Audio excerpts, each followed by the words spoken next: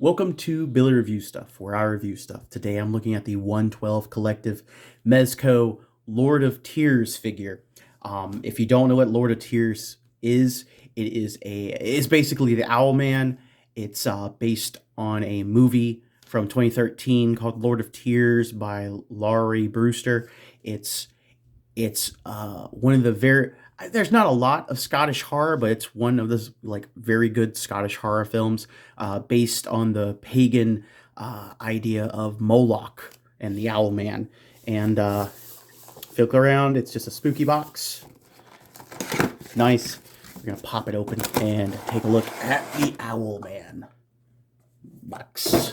Papers, stuff, and I know there's been a couple different owl-headed killers in movies and stuff like that. There's been, I believe it was Stage Fright, had where it was out of that film, but this is a horrible, creeping terror that menaces a man named James after his mother dies, and he has to go settle the estate in Scotland, and he sees the Owl Man, tries to explain it to a friend he has there named Eva, and things just get weirder and scarier as he begins to realize what his parents actually did to be wealthy and the repercussions it will have on his life thereafter, and if he can find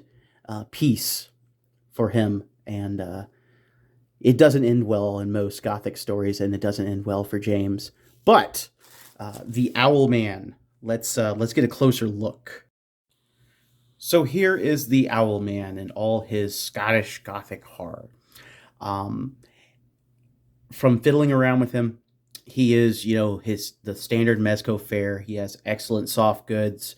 He has where he has double jointed elbows, which I think what was it, oh god, now I can't even remember the name of the dang gravedigger they did.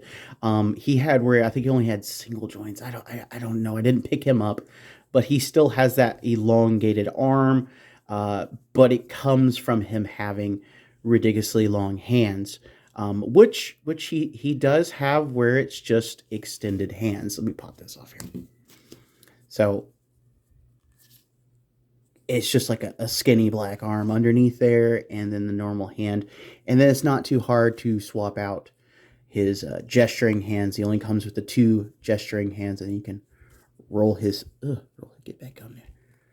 Stay on there. Get that stay on there. Roll back down his sleeve, and then you're back to creepy Owl Man. And it works. It is very creepy. It's very detailed. If I didn't like this movie, I wouldn't have bought this figure. I don't know if like anyone bought this who didn't see the movie or know of it or is big into horror. His chest has a lot of movement to it, noticeably. I don't want to try to take off the clothes to see what's going on underneath there, but it feels different. It doesn't feel like a standard human shape there, but something's going on there. He doesn't have shoulder butterflies. The back of his clothes, it has the mud and dirt from the estate on there, so it almost looks like he's a scarecrow in some of the shots in the movie, which is really neat. Kind of like a blinky and miss it kind of thing on some of them. The coloring on the feathers is really neat to me. Just the variedness of them. It kind of like it blends in with like the fall weather there. His eyes are that gloss. I love how he looks. The dirt extends to his trouser area. Very, very well tailored. Double knees, even. He's very articulated for a guy who just stands around most of the movie and menaces James. Overall, I love the look of him. One of the things I noticed, he does come with another alternate hand, and it has where only for the left hand it has where you could put blood effects for like slashing. I don't remember him actually slashing and causing harm to anyone in the film at all. But they're kind of odd to put on because you got to like wiggle fingers into places that it doesn't. It's odd to go. Like it's you definitely got to look at the. It comes with instructions for them, and like I haven't been able to sort out this one yet, but the short one's not too bad to put on. It's just kind of worming it in there. Uh, the bigger one is, so yeah, there's that. But at least they're soft, so you don't think you're gonna break them. I'm up for that. That's cool. I like that. Another set of accessories he comes with, which I don't want to take out because they're very tiny, very very tiny, is through the movie James finds feathers and keys to get into the underground cavern underneath the estate house. Um, you could literally use in a diorama and stuff like that, but they're explicitly said to be put upon the shrine that comes with it. So the Lord of Tears comes with a Moloch shrine, and it comes with a removable skull. It just sits there, and it looks like you can't take it apart. It feels like a soft plastic on the outside around something because it's solid. It's not presented as hollow. It's not heavy. It's well painted for the sacrificial skulls and bones on there and candles. But the creme de la creme is the excellent likeness of James for his severed head to go on there.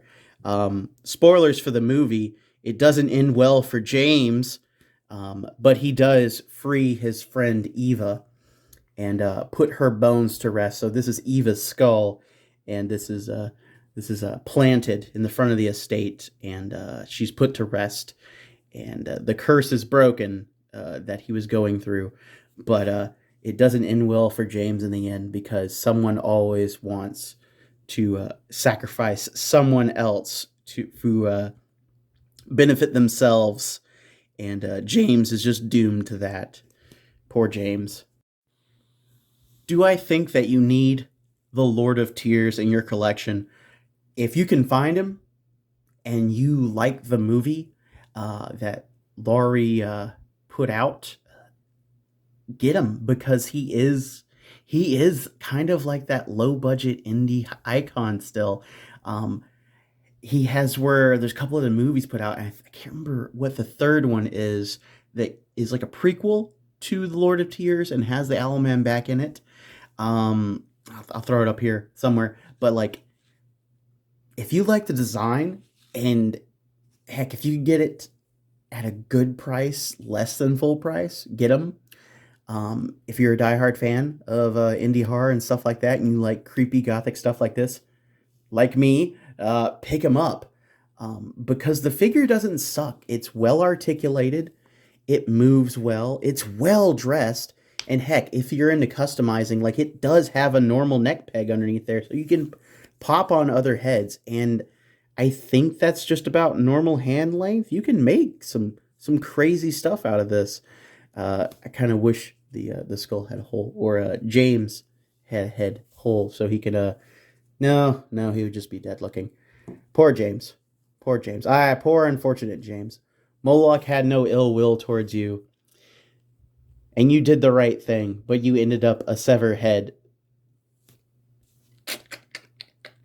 Well, this has been Billy Beige. Go watch this movie. It's free on YouTube. The sequels are free on Tubi. I'll put a link down in the description for the movie. I doubt you'll watch it, but hey, maybe you will. So, if you like The Lord of Tears, pick them up. I like them. See you next time, guys.